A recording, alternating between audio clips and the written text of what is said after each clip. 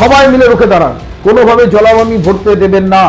টাকা হয়তো আপনাদের আসবে, আপনাদের গাড়ি বাড়ি হবে, কিন্তু আপনারা বাঁচতে পারবেন না, হাহাকার করবেন।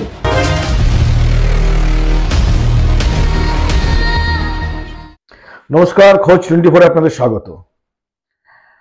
কিছুদিন ধরেই আপনারা নিশ্চয়ই বুঝতে পারছেন কিভাবে তাপপ্রবাহ বেড়ে গেছে। এর জন্য দায়ী কিন্তু আমরা।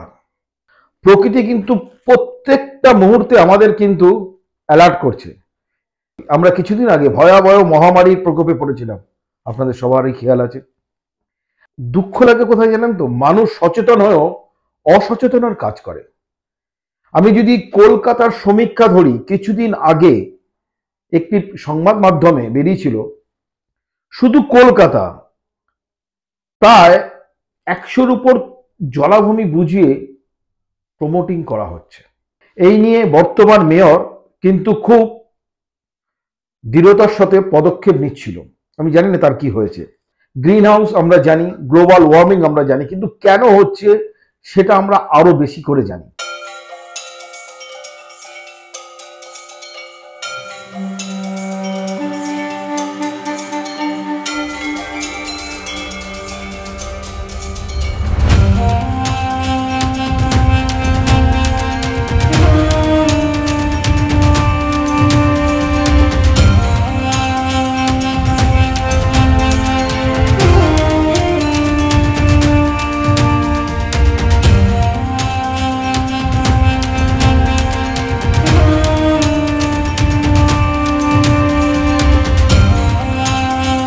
অলিতে গলিতে প্রমোটিং হতেই পারে, আমি বলছি না যে হবে না বা কি কারণ, কিন্তু পাশাপাশি পরিবেশকে কোনোভাবেই রক্ষা করা যাচ্ছে না।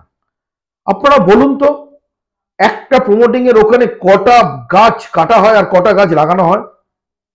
কখনো এই নিয়ে তদবির করতে দেখেছেন কাউকে? কোনো নেতা, কোনো মন্ত্রী, কোনো পৌরসভার চেয়ারম্যান দেখেছেন কাউকে? না, দেখেননি। কারণ আমরা না এত মায়া মায়া মায়া, এত গ্রিডি যে আমাদের টাকা চাই, টাকা চাই, টাকা চাই, গাড়ি চাই, বাড়ি চাই, এসি চাই। আপনারা জানেন একটা 5তলা বিল্ডিং এ 10খানার বেশি এসি চলে। সেই এসি গুলোর থেকে যে গরম হাওয়া বেরায়, সেগুলো কোথায় যায়? প্রকৃতিতেই যায়। সেগুলো আমাদের রিফ্লেক্ট করে। আর এর দায় নিতে হবে আমাদের।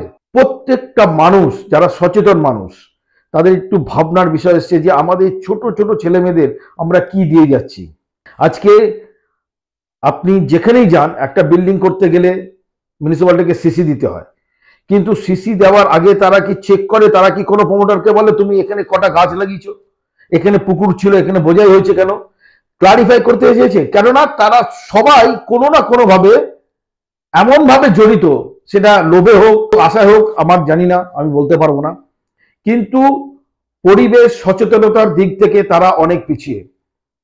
এই অ্যাডমিনিস্ট্রেশন লেভেল যদি ঠিক না হয়, তাহলে কিন্তু কোনোভাবেই এটাকে রক্ষা করা যাবে না। আজকে বাঁকুড়া নাকি ওয়ার্ল্ডের যত হটেস্ট প্লেস আছে তার মধ্যে একটা পড়ে গেল। আগামী দিনে 50-এর কাছাকাছি তাপমাত্রা যাবে, তখন কিন্তু এসিও কাজ করবে না। অতএব এখন আমাদের সময় এসেছে, আমাদেরকে অ্যালার্ট করছে প্রকৃতি, বারবার অ্যালার্ট করছে। একদিকে রাস্তা বানানোর দরকার, ইনফ্রাস্ট্রাকচার বানানোর দরকার, পাশাপাশি আমাদের গাছ দরকার যেখান দিয়ে আমরা বাঁচতে পারি। আমাদের প্রচুর জল ও প্রকল্প দরকার। আমাদের বর্তমান সিএম চেষ্টা করছিলেন জল ধরো জল ভরো।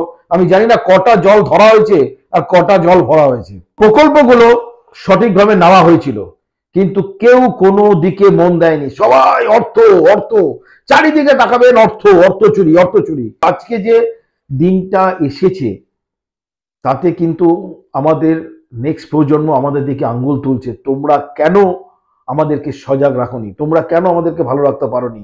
এর জন্য তোমরাই দায়ী। প্রত্যেক নাগরিককে আমি অনুরোধ করছি, সচেতনভাবে আপনারা পরিবেশকে রক্ষা করুন। যদি পরিবেশ রক্ষা না হয়, আগামী দিনে কিন্তু আমাদের ভয়াবহ একটা পরিস্থিতিকে যেতে হবে, যার জন্য আমরাই দায়ী।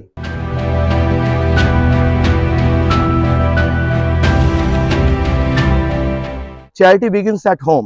আমাদের বাড়ির বাচ্চারা খাওয়ার পর কজন সেটা বেসিন অবধি নিয়ে যায়। हमारा गांव, हमारा शहर, हमारा गली, हमारा मोहल्ला, हमारी स्कूल, हमारे मंदिर, हमारी अस्पताल, सभी क्षेत्र गंदगी का नामो निशान नहीं रहने देंगे। আর একটা বিশেষ অনুরোধ, সবাইকে যে গাছ লাগান, গাছ কাটা হয়, তার পরিবর্তে কিন্তু গাছ লাগানো হয় না। সে বাঁকুড়া বলুন, আসানসোল বলুন, পুরুলিয়া বলুন, আজকে আমরা এত হোর্ডিং দেখতে পাই নেতাদের চারিদিকে, সেগুলো কিন্তু গাছেই লাগানো হয়, লাইট পোস্টে লাগানো হয়, সেগুলো উড়ে যাচ্ছে।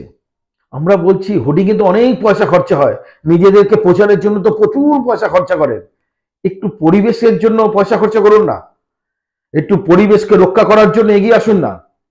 প্রত্যেকটা, যদি আপনার বাড়িতে 5 জন ফ্যামিলি মেম্বার থেকে বলুন 5টা গাছ লাগাতে, তারা 5 জন যত্ন করবে, এরকম করে ছড়িয়ে দিন না। আজকে যদি পার্টি সংগঠন লেভেল এরকম ভাবে হতে পারে, আমরা কিন্তু প্রকৃতিকে এরকম ভাবে বাঁচাতে পারি। তাই আমি অনুরোধ করব, শুধু আজকে আমি বেঙ্গলে নয়, আজকে কিন্তু আমি ভারতবর্ষের কথাও বলছি, কোনোভাবে প্রধানমন্ত্রী এর দায় এড়াতে পারে না। পরিবেশকে রক্ষা করতে গেলে সবাইকে এগিয়ে যেতে হবে।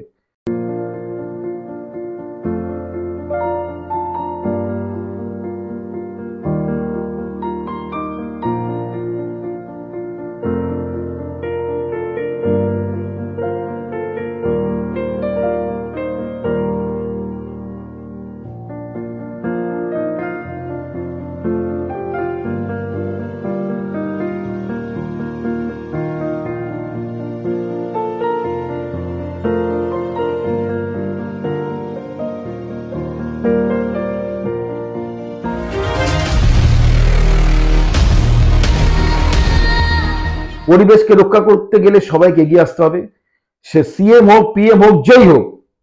আর আমরা নতুন প্রজন্মকে যেন একটা সুস্থ পরিবেশ দিয়ে যেতে পারি, এটা মনে রাখতে হবে। আর ওই বকবকানি চকচকানি সব অনেক হয়েছে, আমরা অনেক শুনেছি, কিন্তু আপনাদের বলছি এসব থেকে দূরে থেকে আসুন, পরিবেশকে রক্ষা করি। আর একটা কথা আমি আপনাদের বলছি, যেখানেই জলাভূমি ভরে প্রমোটিং হবে ওখানে রুখে দাঁড়ান, সবাই মিলে রুখে দাঁড়ান, কোনোভাবে জলাভূমি ভরতে দেবেন না, এই অসাধু প্রমোটারদের সাথে যোগ দেবেন না। বারবার করে বলছি, যেখানেই পুকুর বোঝাই হবে সেখানেই রুখে দাঁড়ান। টাকা হয়তো আপনাদের আসবে, আপনাদের গাড়ি বাড়ি হবে, কিন্তু আপনারা বাঁচতে পারবেন না, হাহাকার করবেন, এখন যেমন গরমে করছে।